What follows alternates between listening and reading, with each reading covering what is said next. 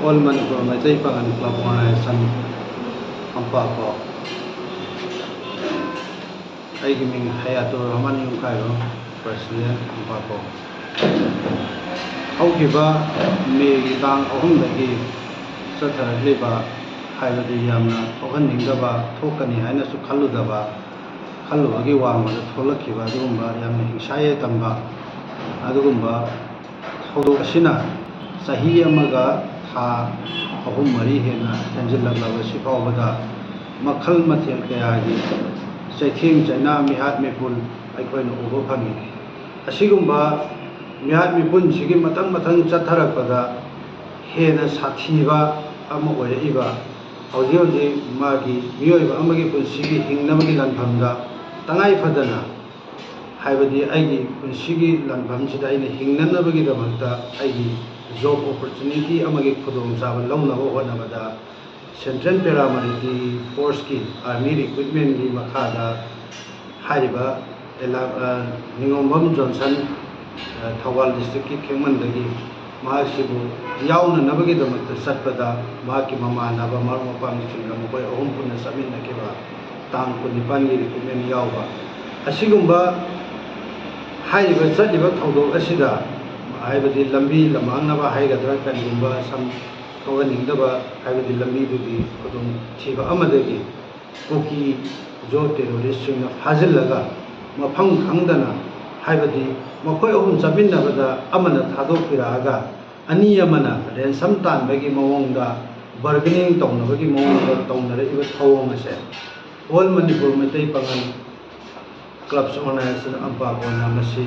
Masi Tobigano Haidana Lamdam Sida Leminari by Yelhomidagi Leminaraglava, Purupsa Waiva, Samna Hayabada, Aikoina Matam Amada, Lamdam Sida, Puki Amadi Naga, Haiba, Wahaisi Tolakina Matamda, Ipai pushing Matamda, Yam Seng Haraga, how may they panel hide na Yosabi Makong Oma and Ipai pushing Haina Viramba, Adugi Manundagi. No na Puki Haivama Tola Aga Ivadi Adum Bashing the Maratagi Mapal Changsilakpa Mui Karat Hajigna Lamjing Aga Hanadagi Layamaba Yelhomi Ifrup Sa Ekogi Marata Atawa Sinchapuma Taratuna Havadi Tokaning the Taudoce Makal Matin Kaya Tona Ikon Pangai Masi Yamsheng Haragadi Lamdam Sida Ekoina Sukan Kalu the Batado Makani Matam Amada, I coin a film da Bollywood Natragana Adum Basingo, I coin this where a cadra where a high the film the talk about Togo, Adum Baduma City, Miman the Toga, Ireka, Chunganda, Lamjan Chida Laminara, Yellow Made the Laminara, Prupchas in the Marata, Adum Batogo as a Togare. Masigi Yamna Sauga died the D, India woman Amadi, woman. India government amadi state government na asigumba thabak nungai taba hinchai tambagi miha mipun misimina gi thodok ase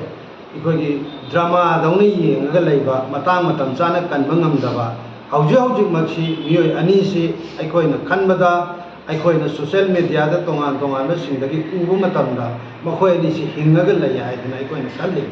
hingalaga leiba mioi ani asigi mama mapa sing amadi Lamdam Sida Maga Zatma, our proof singer. Kalang with the Wakando. India government Amadi, state government and Asia Bogada, Matamzana, the Scoot of Vidaba, Makoi Anibu.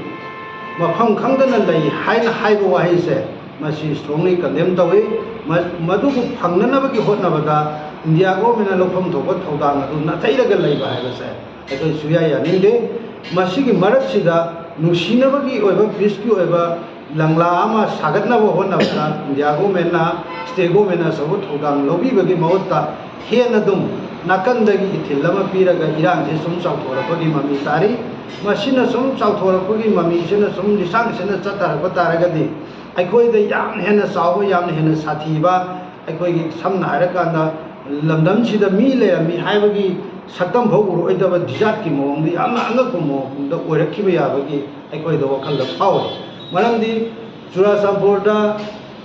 Layamibam Maita Isin Lausing Lona Chantora Cre Adagi Mori the Layambasing Ayam Tola Cre so Mana Tongan Mufam the Layambasing said Laramie है फाव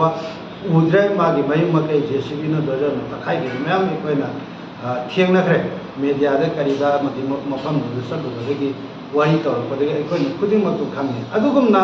हेन साथीबा अमा मफमसिदा ओइरोय हाइनिंगाय लेते मरम मदुना India government अमदी state government ना nasi फाव खंगना खंगना खंगसिनदना उन उन उसिनदना लेबगी मवोंग असे अखोय यानिंगदे मखोयदा थारबा मीदुबु अमना थादोरागा अमना अनि अमना थादोरते हाइबसि लेकम गारि तौगे खंगबदोरिनो खंगफम थोकपनि मदुदा खंगदे हायरगा नाथैरगा लेबा हाइबसे इरांग सिबुम नाकोइनना अखोयदा हेना अचौबा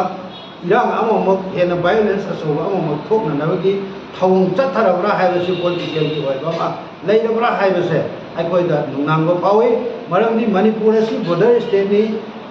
हाइबदि बांग्लादेश अमदि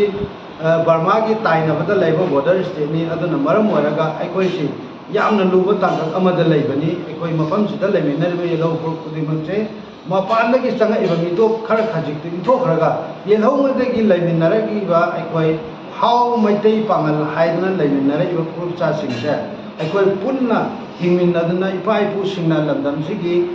इखेंगदना ngaga लेरamba मणिपुर इरमदम इमा लेबाक मणिपुर असे ngasisu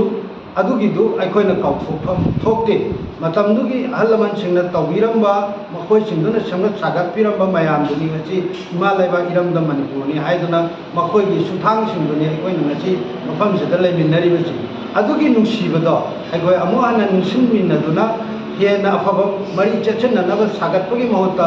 नाकंदा मागी मागी खुदोंग चावल लौननबगी होनबदा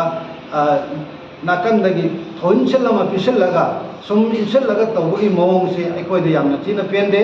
इंडिया गवर्नमेंट अमदि स्टेट गवर्नमेंट से याम सेंगना मणिपुर मियामना खांगी डबल इंजन नि आयदना मखौ पोंगना लाउरिबनी डबल इंजन की सिगुम सरकार सिदा अखोयगी सिगुम मियोयबगी पुंसी कनबा ngamaktaba मियोगी लाइफ से हिंगबदा नेना ताने हिंगबा ngamaktaba हाइबसे अखोयगी वार डिक्लेयर तौबा अमदौना कंट्री अमगा मुंगनबदौना बर्मा का इंडिया का मुंगनबदौना अखोयगी मिसु पिरौ नखोयगी मिसु पिरके हाइबगे अदुगुम मवोंगदौना तौरप हाइबसे अखोय नाकल अनिमत अखोय तसेंगना हम्बल रिक्वेस्ट नि मैतै फुरुप इचिन नाव सिंगनासु तौबिगनु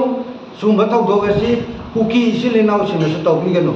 अदु नतब तारदी मफम सिदा लेबा मैतै अमदि कुकी नतब सिंगसे मखोय सिंगसु जाति खुदिमक्सि खमथेंग वारबनी नाकल अनिमक्ता अवाबगी चैथेंग नंगलबा Manipur मियाम ngaktani aduna maram orakanda laiminariba yelhongaiदगी इपा इपुसिंगना इखेंगतना ngaga थंबिरंबा मणिपुर दो अखोय तुंग कोइना ngakमिनदुना तुंग कोइना शांति की लंबी अमा थिमिनदुना अखोय पुन्ना हिंमिनबगी वखललोंदुदा अखोय सागतमिनबा हाइबसि all Manipur Meitei Pangan club organisation अम्पाकोगी